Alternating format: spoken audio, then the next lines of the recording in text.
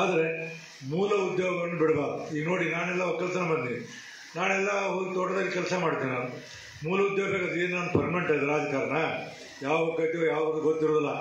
ಭಾಳ ವಿಚಿತ್ರವಾದ ಇವತ್ತಿನ ರಾಜಕಾರಣ. ನಾನು ಒಂದು ಉದಾಹರಣೆ ಹೇಳ್ತೀನಿ, ನೀವೆಲ್ಲ ನೀವು ಯಾವಾಗ ಸಿಗೋದಿಲ್ಲ, ನೀವು ನನಗೆ ಸಿಗೋದಿಲ್ಲ, ನಾನು ನಿಮಗೆ ಸಿಗೋದಿಲ್ಲ, ಅದ್ರಾಗ ಎಲ್ಲರೂ ಹೇಳ್ಬೇಕಾಗ್ತೀವಿ. ಒಂದು ಸರಿ ನಾನು RD ಮಿನಿಸ್ಟರ್ ಇದ್ದೆ. ಹರಿಯಾಣದಲ್ಲಿ ಒಂದು ಹಳ್ಳಿಯಲ್ಲಿ ಚೆಕ್ ಡ್ಯಾಮ್ ಮಾಡ್ತಿದ್ರು. ಚೆಕ್ ಡ್ಯಾಮನ್ನು ನೋಡೋಕಂತ ನಾವು ಹೋಗಿದ್ದೆ. ಒಂದು ಹಳ್ಳಿಯಲ್ಲಿ ಭಾಳ ಚಲೋ ಮಾಡಿದ ಮನುಷ್ಯ. ಚೆಕ್ ಡ್ಯಾಮ್ ಮಾಡಿ ಎಲ್ಲ ಕಡೆ ನೀರು ನಿಲ್ಲಿಸಿ ಬೋರ್ ಎಲ್ಲ ರಿಚಾರ್ಜ್ ಮಾಡಿದ. ಅದು ಮುಗಿಸ್ಕೊಂಡು ನಾನು ಬರ್ತಿದ್ದೆ. ಲೇಟ್ ಆಗಿತ್ತು ನನಗೆ. ಲೇಟಾಗಿ ನಾನು ಬರಬೇಕಾಗಿತ್ತು ಧಾರವಾಡದಲ್ಲಿ ಹುಬ್ಬಳ್ಳಿಯಲ್ಲಿ ಕಾರ್ಯಕ್ರಮಕ್ಕೆ. ಆವಾಗ ಒಂದು 5-6 ಮಂದಿ ಇದ್ರಿಗೆ ನಮಗೆ ಕೈ ಮಾಡಿದ್ರು ನಮ್ಮ ಸ್ನೇಹಿತರು. ನೋಡಲಿಲ್ಲ ಅವಸರದಾಗ. ಅವ್ರು ಫೋನ್ ಮಾಡಿದರು, ಏನು ರೀ ಸಾಹೇಬ್ರೆ, ನಾವು ಕೈ ಮುಗಿದೀವಿ, ನೀವು ಹಂಗವಾದ್ರಿ, ನೆಕ್ಸ್ಟ್ ಡೇ ಮತ್ತು ನಮ್ಮ ಕ್ಯಾಬಿನೆಟ್ ಹೋಗ್ಬೇಕಾಗಿತ್ತು. ನೀನು ಆರಾಮ ಸರ್ಕಾರ ಒಂದು ದೊಡ್ಡ ಊಟದ ಕಾರ್ ಕೊಟ್ಟತಿ, ಹಿಂದೆ ಮುಂದೆ ಪೊಲೀಸರು, ನೋಡಿ ನೀವು ನಮ್ಮನ್ಯಾಗ ನೋಡ್ತೀವಿ ಆರಾಮಾಗಿ ಅಂದ್ಬಿಟ್ಟ.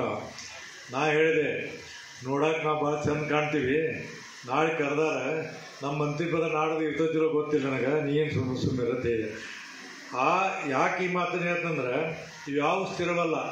ಮೂಲ ಉದ್ಯೋಗಗಳನ್ನ ಆಯ್ತು. ನಾವಿವತ್ತು ರಾಜಕಾರಣ ಇಲ್ಲ, ನಾವು ಒಕ್ಕಲ್ತನ ಮಾಡಿ ಆರಾಮ ಜೀವನ ಸಾಗಿಸ್ಬೇಕನ್ನುವಂಥದ್ದು ನನ್ನ ಕಡೆ ಇದೆ. ಹಂಗೆ ಸಾಧ್ಯವಾದಷ್ಟು ಹಿಂದಿನ ಕಾಲಕ್ಕೆ ಏನು ಮಾಡ್ತಿದ್ರು, ಎಲ್ಲ ಅಡ್ವಾನ್ಸ್ದಾಗ ಕಾಲ ಬಿಟ್ಟಿವಿ ನಾವೆಲ್ಲ ಎಂಥದ್ರ ಬಂದೀವಿ ಅಂದ್ರೆ ವಿಚಿತ್ರವಾದ ಕಾಲದಲ್ಲೇ ನಾವು ಬದುಕಾಗತ್ತೀವಿ. ಹಿಂದೇನು ಮಾಡ್ತಿದ್ರು, 2-3 ಮಂದಿ ಮಕ್ಕಳು ಇರ್ತಿದ್ರು. ಒಬ್ಬ ಮಗನ ತನ್ನ